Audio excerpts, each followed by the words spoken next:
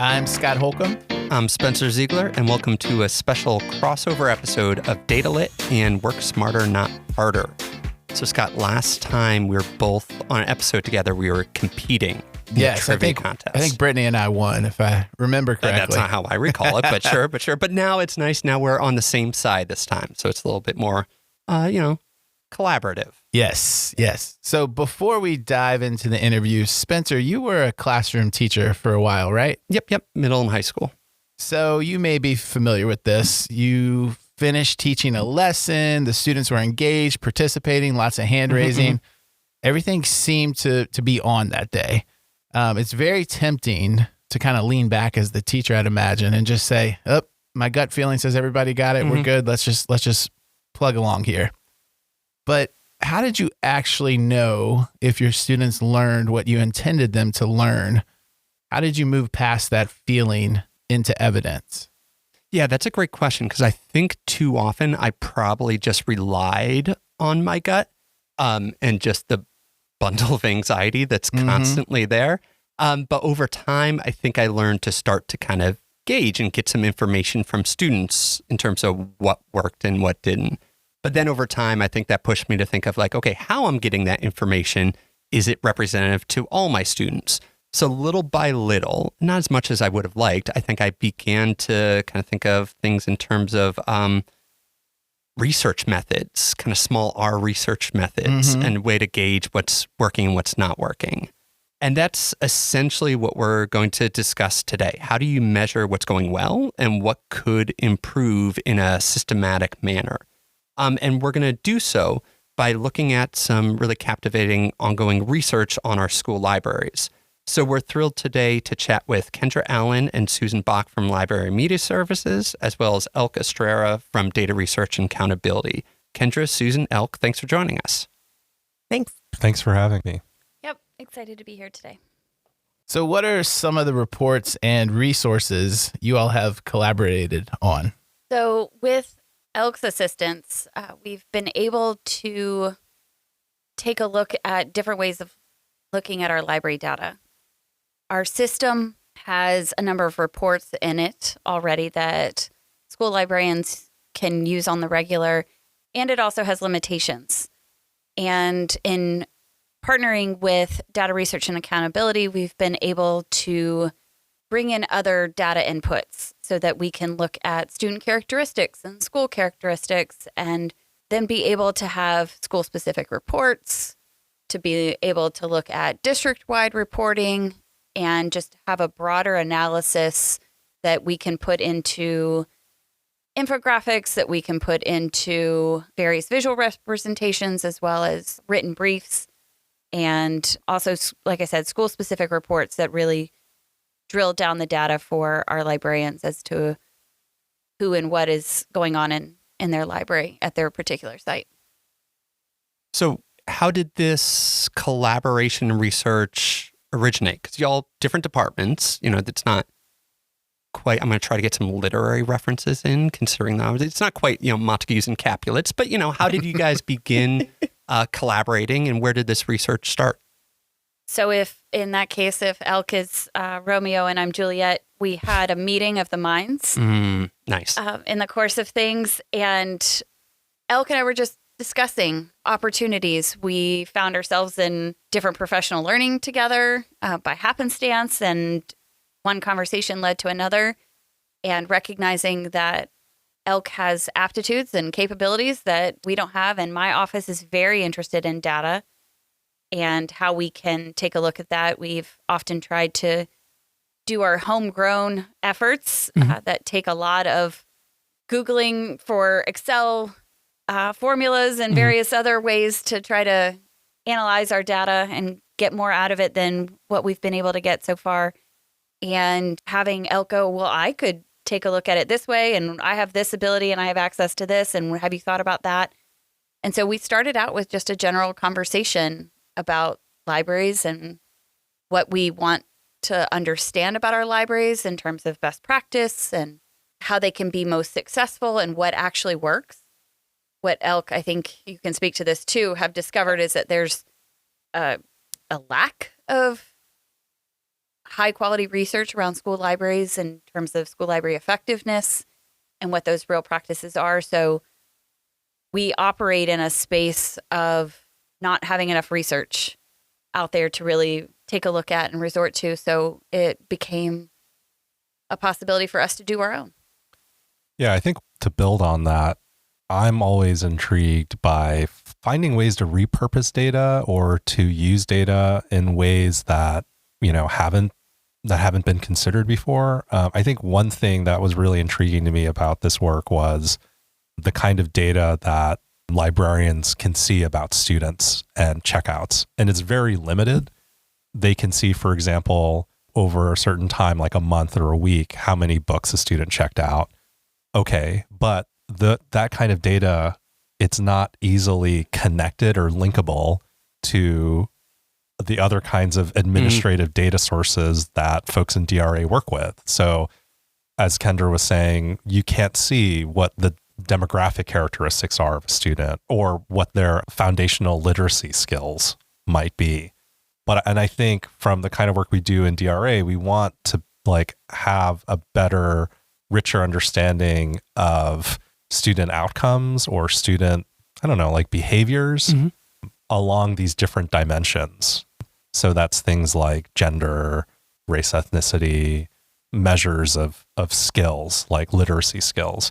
And so one of the things I realized about this project initially was the data aren't even in a form we can use programmatically. Like we can't link it to other data sources. And so that was an exciting and easy kind of win. It's like, I don't know if it was easy. It took a lot of effort converting these, figuring out what the process was to convert these PDFs into Excel files, that takes a lot of time. But once we got there, we could link students based on ID to all of their other characteristics. And I think that was really powerful for you all in Library Media Service to see, because you hadn't seen that. As far as I know, you hadn't been able to do that kind of descriptive analysis before, just telling the story of who's checking out books at what rate, what frequency, in which schools, And so that was just one part of the project, is just opening up the data and seeing what more we could learn from it. Yeah. Sounds like there are a lot of pieces there, and that's something that maybe there's data, but it's kind of tricky to measure because you have to kind of build it all and make it into that cohesive piece. So how did you design your research to directly answer your main questions? So we struggled initially with this because there are a number of ways to look at data, and there are things in library practice that are more easily quantifiable and others that are less easily quantifiable. And that has always been part of our departmental struggle, is how to paint an accurate picture.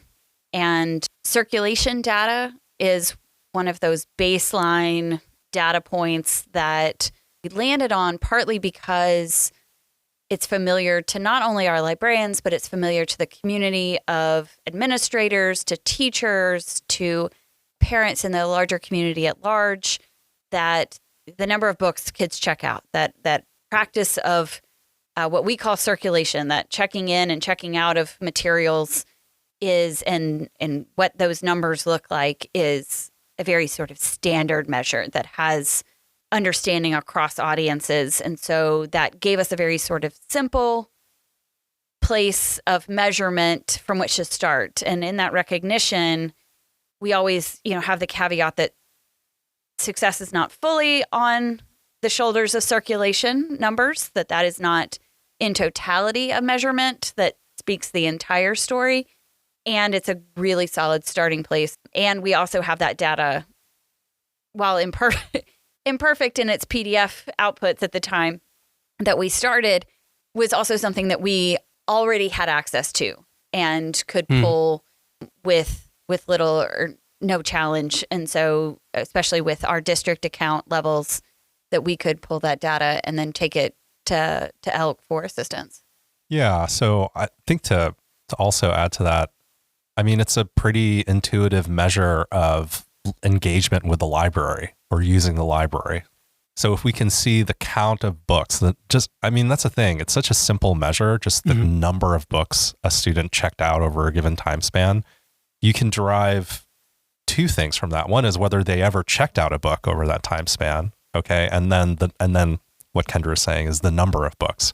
And what's also nice is it's because of how books get checked out, in this, century, we can track that, and so it's a measure that's available on anyone who's using the library.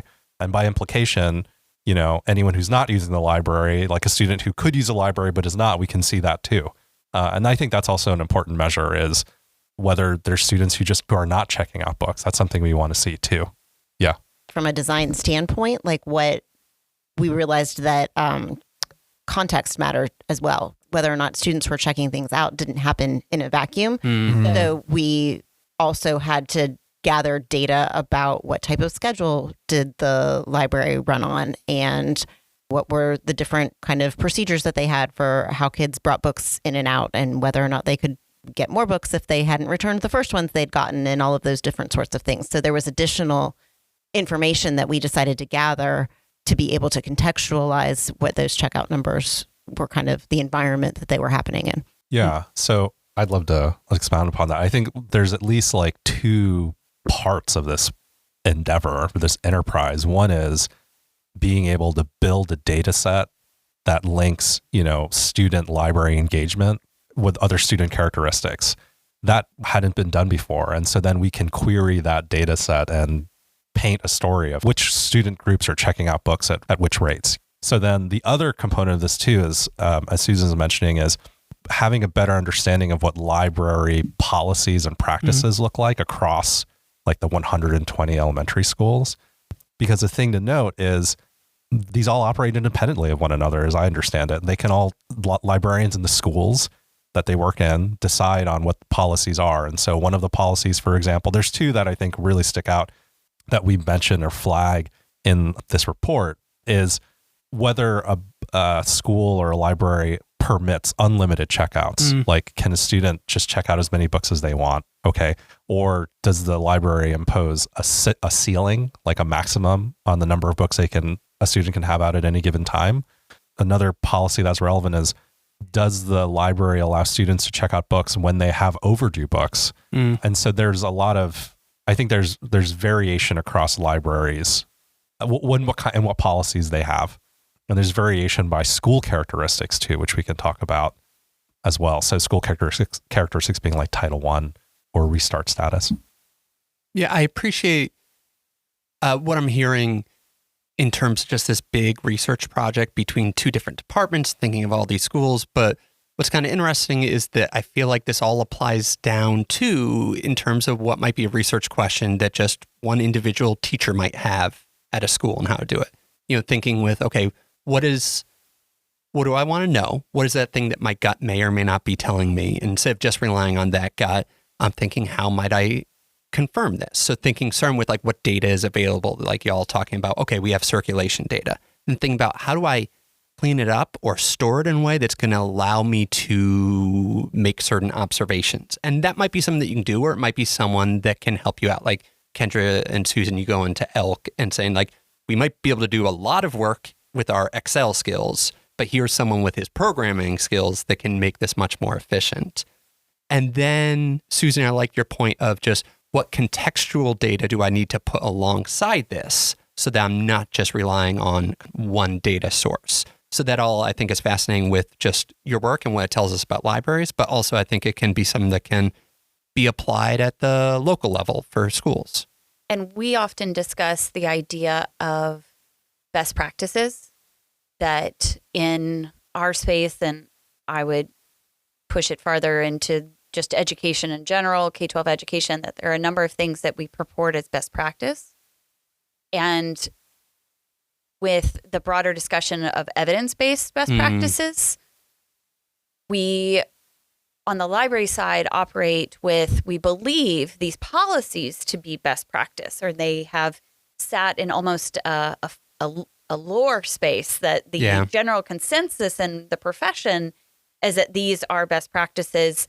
And yet we in comparison, don't have or haven't had that evidence that then turns those into evidence-based best practices. They've been more or less hypothetical best practice based on what everyone believes to be a kind of values-based. Yeah, it's more of a values-based best practice as opposed to an evidence-based best practice scenario. And so part of what this has allowed us to do is have a sense of interrogating those value-based best practices and asking the tough question of, is it aligned to an evidence-based practice? Like, does the evidence play out that this is, in fact, the best thing for our kids, even though perhaps our gut has been telling us all these years that it is?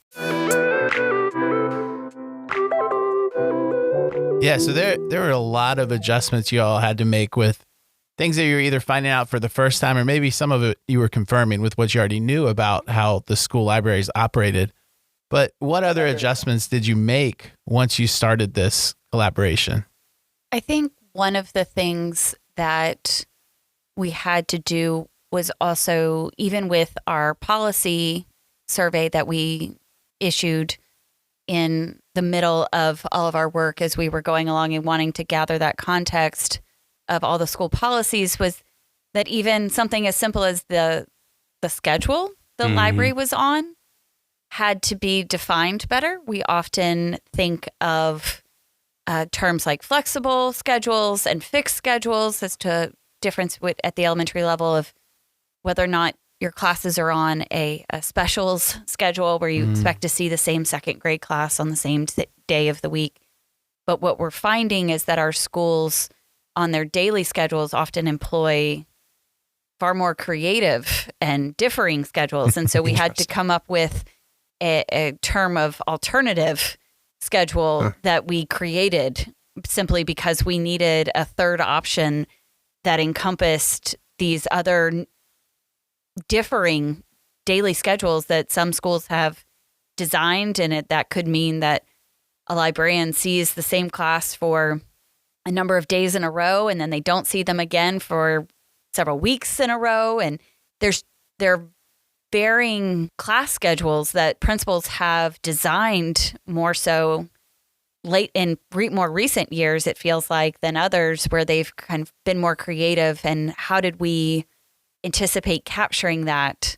And I think one of the things that ELK also helped us do in doing that survey was breaking down our questions by grade level as well, recognizing that for instance, in the schedule conversation, the schedule option may not be the same for first grade as it is for fifth grade. They might run a particular schedule option in kindergarten, first and second, and then do a different schedule option in third, fourth, and fifth. And by dropping that into a granularity of asking the question by grade level, we were able to more accurately get the data, whereas it's not something we had considered before, because when we've done our end of year reports just out of our office in the past, I don't think we asked that question in that way. So being able to look and reframe that question in a way that we got more accurate data back from the librarians we surveyed about just something as simple as schedule was something that we had to adjust as we started to look at the survey questions, what was really going on in our schools and how someone could feel confident in their response to our survey, that it accurately portrayed what is going on for them.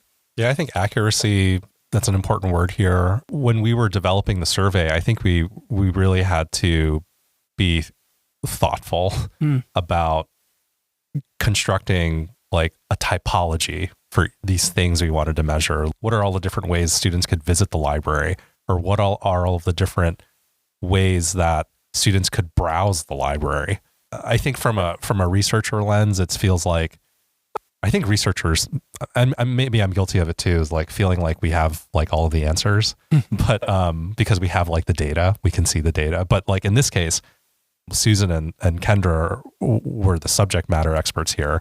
And so I would pepper them with questions, and when I didn't understand something like what could a library visit schedule look like? So you all being able to explain what the different ones are was super helpful, because then I could translate that into a survey item, and the results would be helpful to you. Yeah, I like that point of investing time on the front end to make sure that you're asking questions in a way that's going to elicit the information that you need, and also get some of that context, like grade levels or whatever the demographic thing there, and also to think about, going back to the Destiny conversation, that's going to give you an output of data that you can analyze simply.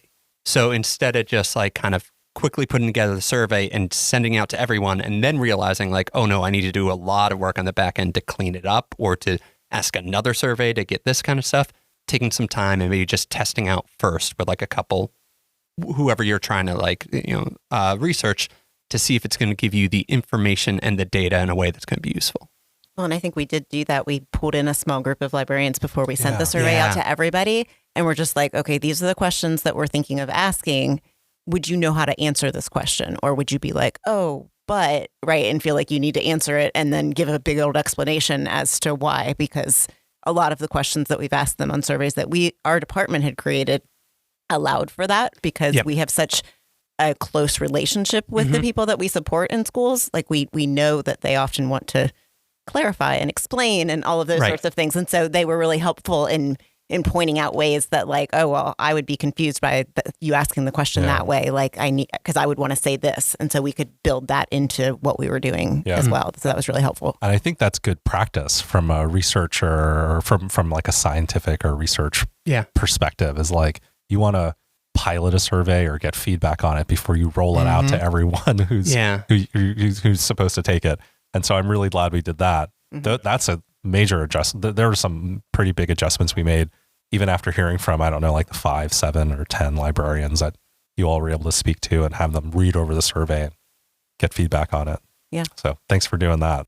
Yeah, and kudos to you all for asking that at that grade level, that granular level, because you're really, as the researcher side of things, I know that's adding a lot more messiness to the data set you're going to get on the back end of that survey, from going from that one column to now, if it's K through 5, I'm going to have 6 columns on this, and it's going to be a lot more for me to go through, but it's worth it to get that nuance and to discover those valuable insights from your schools. Yeah. Thanks. And thanks for raising that, because I think I'd love getting granular data, but especially when it makes sense too, because, kindergartners will probably be exposed to, a different set of library policies and practices than 5th graders because of their age and development, developmental stage. So I'm all about getting more granular data. And so for this project in particular, for this survey, being able to see policies by grade level within a school, I think super, super useful. Yeah.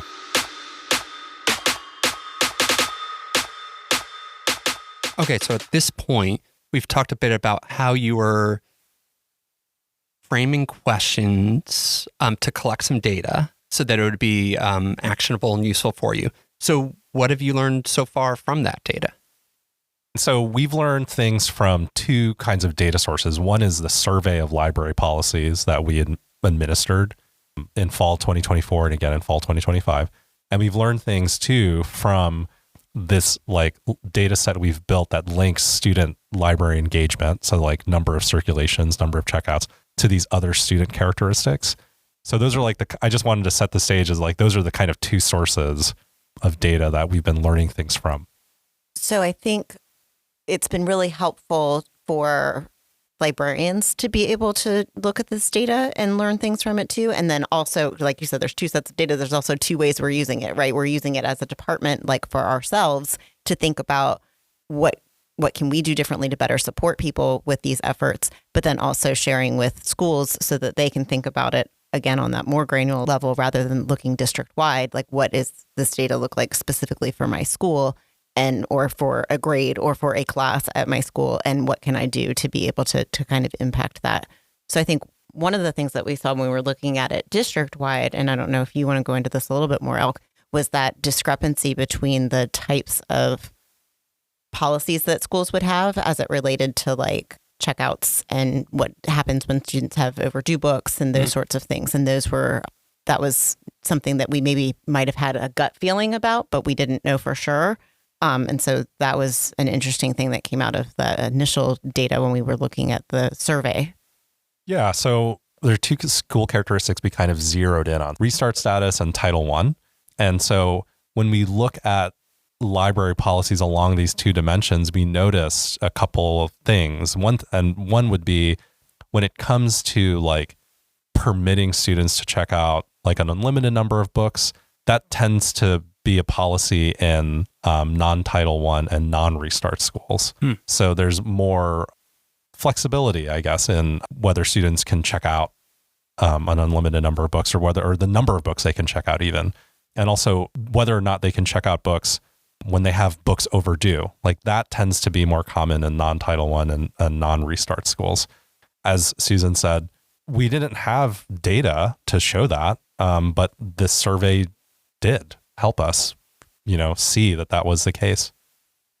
And as a result, we were able to then present that data to the librarians collectively and have them observe it, which has power in and of itself, as opposed to us telling them something, being able to show them the charts and the graphs and then just having them look at it and sit with it and see the numbers and the prevalence of the results and what story might that tell, and allow them to come to space of their own thinking and their own observation of that, as opposed to our trying to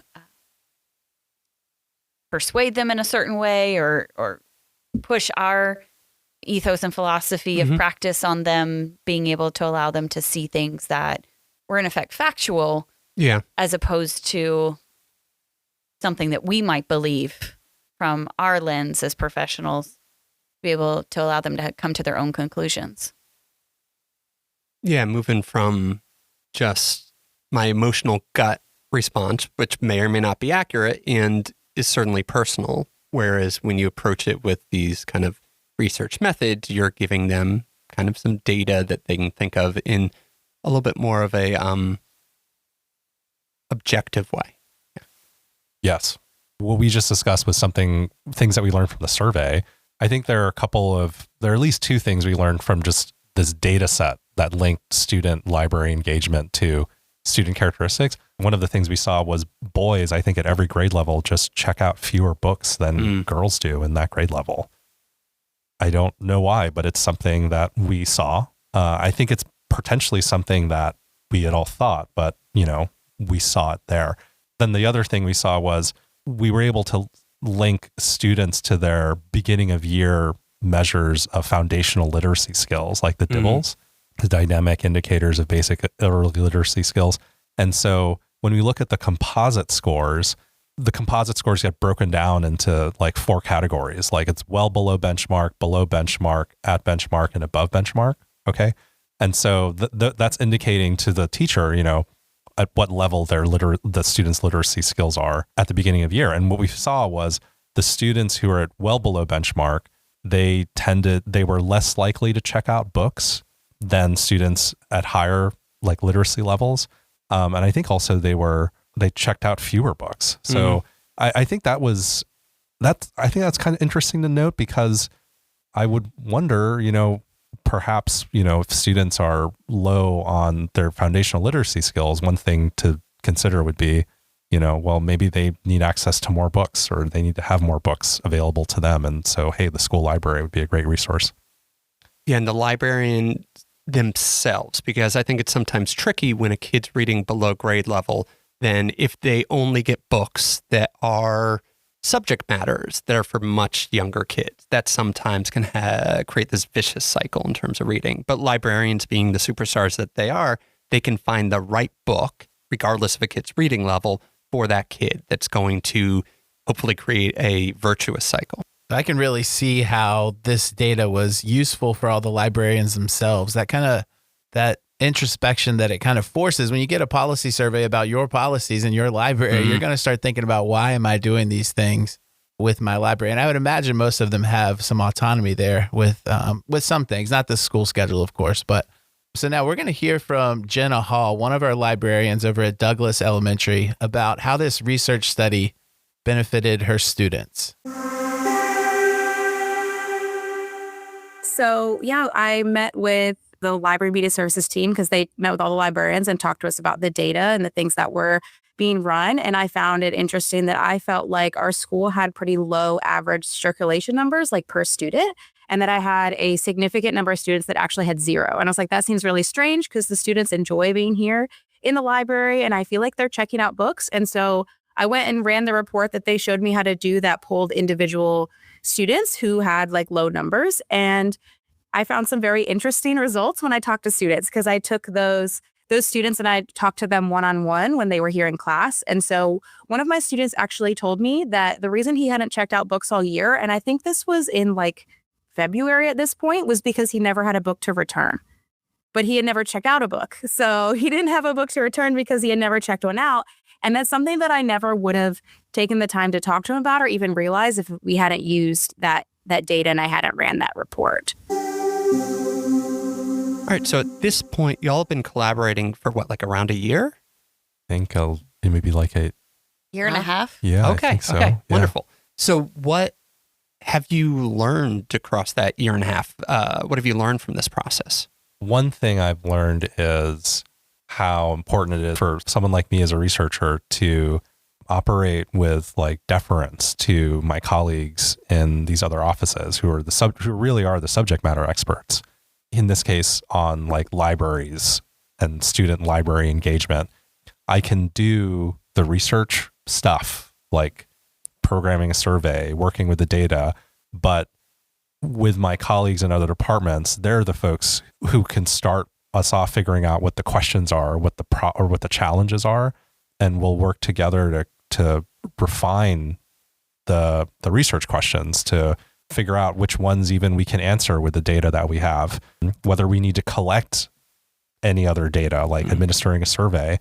And so I think one of the takeaways for me was just how much knowledge you all have, being the folks who work with schools, with librarians directly.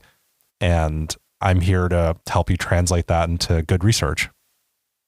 I think it's been really encouraging to see how librarians have responded to having this data, right? And DRA has been amazing with creating multiple ways for them to kind of access information about this, right? We have the research brief that we created that has the information from the survey that we gathered. ELK has created school-specific reports for each of the librarians so that they're able to kind of dig into their data that we're pulling from Destiny and combining with all of these other data sets to be able to really analyze it more deeply. And then we also have the data dashboard that they're able to engage with so that they can kind of look and compare not just like what's happening at their school, but other schools as well. And so having the opportunity for them to really engage so deeply with that has been really great. And they've been really excited to have that information, to be able to ask questions, to be able to use it to drive conversations that they have at their school, with their administration, with their teachers, with their media technology advisory committee.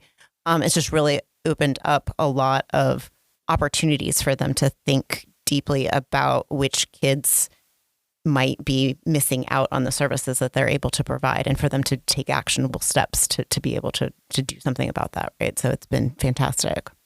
I would also say that it's been helpful for us to have both school-specific conversations in terms of our support from our office with coaching and other ways that we're trying to support for the success of a program, depending on what questions they have, what data we have access to say, let's look at this together. And for us to be more informed as to how we tailor our support for our different librarians and for our schools as they work to support our students. I would also say that it's given us the opportunity to have data literacy conversations and do a lot of educating there as well, that when we've presented the data to them, that we're able to have thoughtful conversations about what it says and what it does not say as well, so that we can perhaps operate in a space of good information as opposed to misinterpretation or in some cases wishful thinking in terms of what we have shown and what it doesn't show. That's also helpful, just I think from a professional practice, almost from a professional learning standpoint, that it's given us an opportunity to have really good conversations about data literacy to help support how they look at data and look at it well.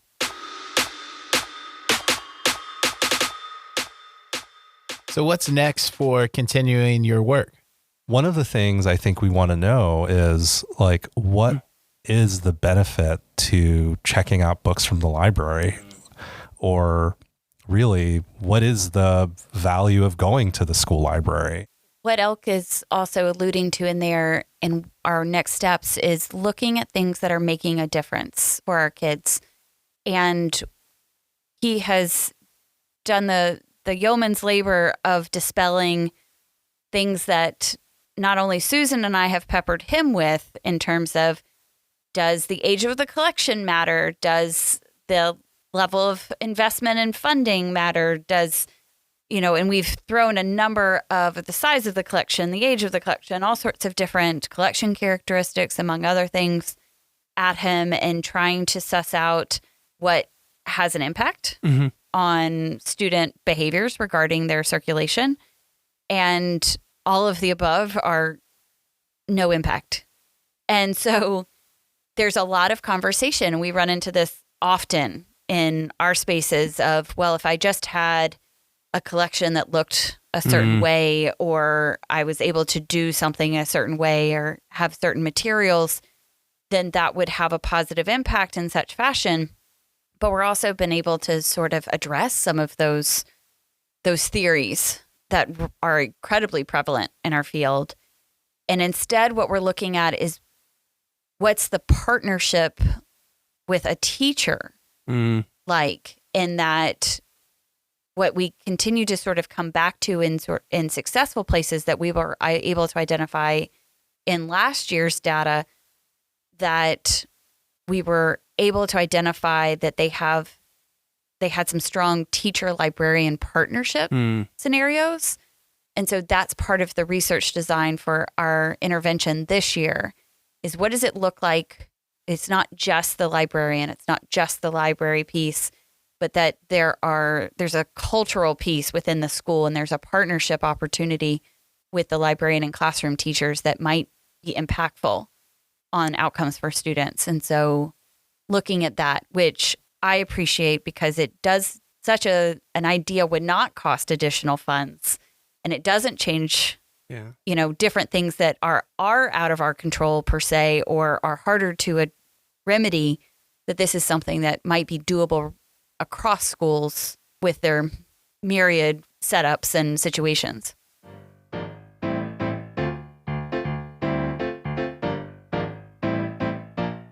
So, yeah, thank you, Elk, Kendra, Susan. Thank you for, I suppose, one, coming and talking to us about the research that you've been conducting over this last year and a half, but also, all bookend, pun intended, this episode with another heavy-handed literary reference.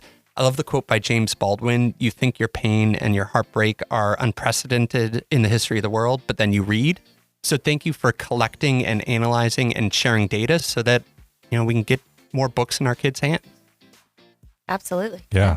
Thanks for having us. Of course. Scott, thank you for co-hosting with me today. Yeah, I enjoyed it. And listeners, thank you for tuning in. We hope that you learned not just about data around our libraries, but also how you might kind of conduct some of your own research.